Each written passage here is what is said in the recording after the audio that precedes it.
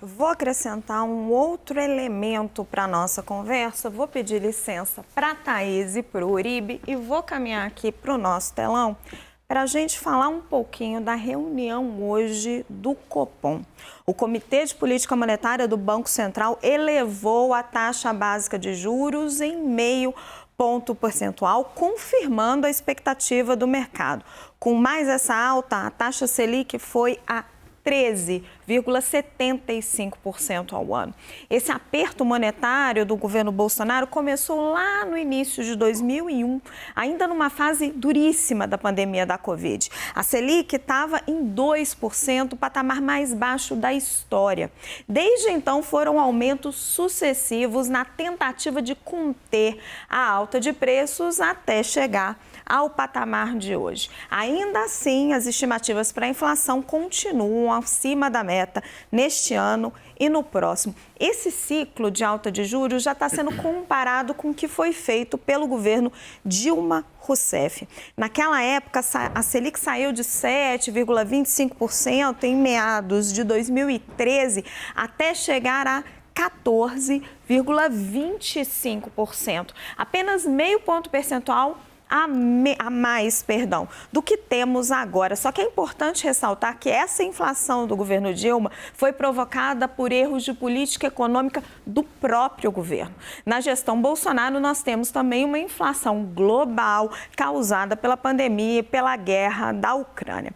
Apesar de ter sido um dos primeiros países a começar a subir os juros, o BC brasileiro não está conseguindo parar. No comunicado de hoje, o Copom informou que é, abre aspas, apropriado que o ciclo de aperto monetário continue avançando significativamente em território ainda mais contracionista e disse que avaliará a necessidade de um reajuste residual de menor magnitude na próxima reunião. E um dos motivos que não deixa o BC pisar no freio é exatamente a PEC dos benefícios que o governo concedeu nesse período pré-eleitoral. O BC alertou também no comunicado que a possibilidade de que medidas fiscais de estímulo à demanda se tornem permanentes acentua os riscos de alta para o cenário inflacionário. O ministro Paulo Guedes garantiu hoje que está tudo sob controle e apontou o que ele acredita ser o caminho para cumprir todas as promessas eleitorais. Vamos ver. É possível dar um auxílio emergencial agora de 600 para sempre, por exemplo? Ou é possível fazer um reajuste da tabela do imposto de renda? É possível? A resposta já está numa reforma tributária que já está no Congresso e já foi aprovada para a Câmara. Se vocês olharem lá, está escrito o seguinte: nós vamos taxar lucros e dividendos. São só 60 mil pessoas, hein? Não acha que eu estou falando com vocês, não. São 60 mil pessoas. É só acima de 500 mil por mês. Então, com a reforma tributária, eu pego 60 mil pessoas só, boto esse imposto lá em cima e pago. Luiz, PEC dos benefícios está ajudando o PIB a fechar mais perto de 2 esse ano. A redução do ICMS dos combustíveis reduziu a inflação.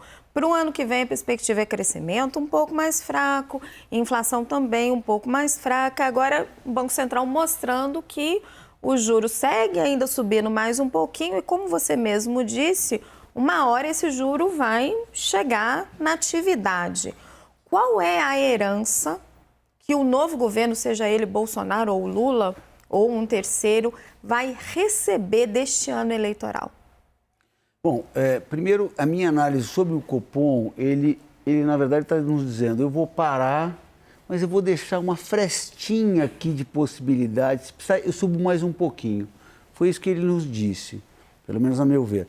O segundo ponto vai ser mais desafiador, porque nós estamos contratando mais gastos e é possível que alguns que estão para esse ano se tornem permanentes, né? E nós não estamos tendo o ganho de arrecadação como nós tivemos nos últimos tempos. Isso é um problema, vai gerar um buraco enorme fiscal? Não, mas vai ser mais desafiador.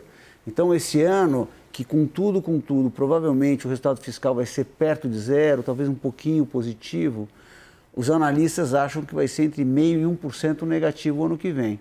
Mas está um pouco cedo para dizer. Quer dizer, no final, o que o mercado está dizendo é, olha, vai ser mais difícil, mas vai depender de como o próximo governo vai se posicionar. Thaís, eu acho que o Luiz trouxe a questão fundamental, né? O 2023 vai depender muito do resultado dessa eleição. O ministro Paulo Guedes está falando que ele consegue cumprir com as promessas do presidente Jair Bolsonaro se ele aprovar o aumento, a criação, na verdade, né, de um imposto sobre os dividendos. Ele já tentou isso no Congresso e não passou. Passaria no ano que vem?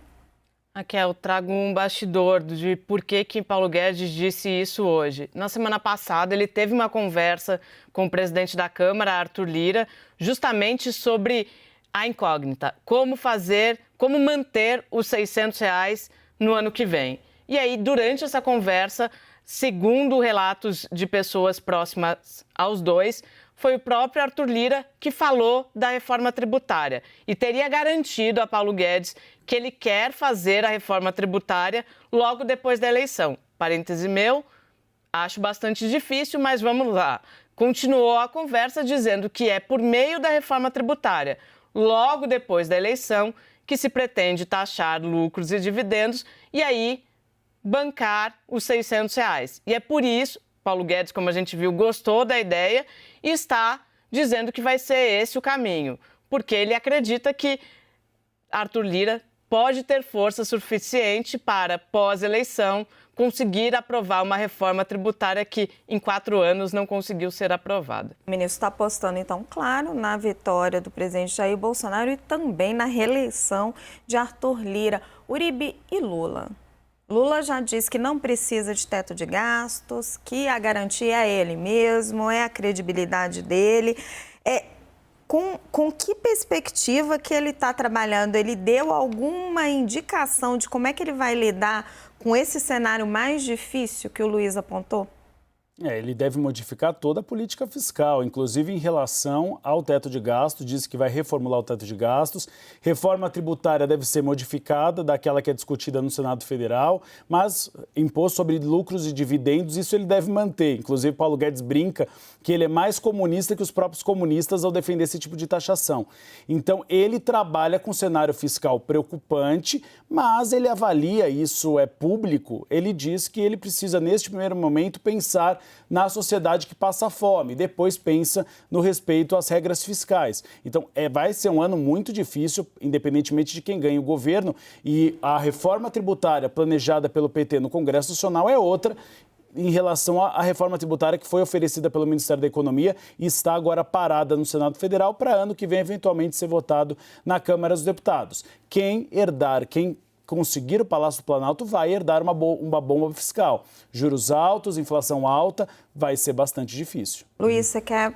O meu comentário é o seguinte, nós estamos falando de ano a ano da política fiscal, mas qual é o problema, na verdade? O problema é que nós temos hoje uma dívida muito alta e com uma dívida como essa, o que todos nós gostaríamos de saber é, como é que a gente faz para que essa dívida ao longo do tempo ela vá caindo e ela não nos sufoque? Essa é a dúvida. Então, o ano que vem, não é suficiente a gente saber sobre o ano que vem. O que é importante é entender qual é o novo arcabouço, né? Os sinais que a gente ouviu do PT foi, olha, eu vou gastar mais e vou aumentar a tributação, como tem a questão da anualidade, essa tributação talvez venha em 2004. Mas isso é crível? Nós não temos esse arcabouço que nos diz, olha, talvez gaste um pouco mais agora, mas porque vai melhorar lá na frente. Isso estava ok. Mas como você não sabe, ficar gastando na frente, um país que tem a história nossa fiscal, faz com que todos nós tenhamos muito receio, né? Mas o que seria uma nova regra fiscal? Porque o ministro Paulo Guedes defende, num eventual governo Bolsonaro, a manutenção do teto de gastos, mas o teto está todo furado. O governo Lula não colocou uma proposta na mesa. O que seria um novo arcabouço fiscal para o Brasil? No final das contas, o que nós gostaríamos de ver? Nós gostaríamos de ver o endividamento público sendo reduzido gradualmente. Para quê? Para que a gente não tenha medo de que isso se torne insustentável, como vários países, como a Argentina, Venezuela, que países que quebraram. Né? Então, o que você precisa é construir um arcabouço que te dê uma certa segurança que no médio prazo essa dívida vai cair. O teto de gastos foi a última âncora. Né? O que seria o ideal? O ideal seria o seguinte, olha, independente dos gastos ou da receita, a dívida, ela gradualmente tem que cair. Vai ser uma política que ela, quer dizer, a âncora é o endividamento que ao longo do tempo vai cair. Lógico que para o país crescer bem, ele tem que ter menos gastos para que a economia tenha mais espaço, né? Não seja tão pesado para a economia poder andar para frente. Mas se nós tivermos medo ainda da sustentabilidade do país do ponto de vista de endividamento, daí que as coisas não vão para frente mesmo. Então, a grande questão é, a dívida ela tem que cair com relação ao PIB, né, ao longo do tempo. Então, o arcabouço, se é resultado primário, se é teto de gastos, qualquer que seja o arcabouço, no final das contas, o que nós precisamos pode inclusive ser objetivamente isso, olha, é uma redução gradual da dívida PIB. É disso que nós estamos falando no final. Porque nenhum governo está pensando na questão fiscal, ele está pensando o seguinte, eu não posso ter uma situação insustentável, tem que ser sustentável para poder, inclusive, fazer o meu plano de governo. Agora, enquanto você estiver pensando na sua sobrevivência, você não está pensando em ter uma vida melhor. Né? Esse é o caso hoje. Thaís, quando a gente conversa com algumas pessoas ali do Partido dos Trabalhadores, parece que eles têm clareza disso que o Luiz está falando, mas eles colocam a questão social como um imperativo, né, de curto prazo. O que você consegue antever do que seria a política econômica de Lula se vitorioso? Nossa, se eu tivesse isso, acho que eu teria dado um breaking news hoje. Mas é muito difícil ainda antever, porque, o presidente Jair Bolsonaro... o ex-presidente Lula está guardando as 7 chaves, inclusive para os aliados mais próximos, quem seria o nome que comandaria sua economia no eventual governo.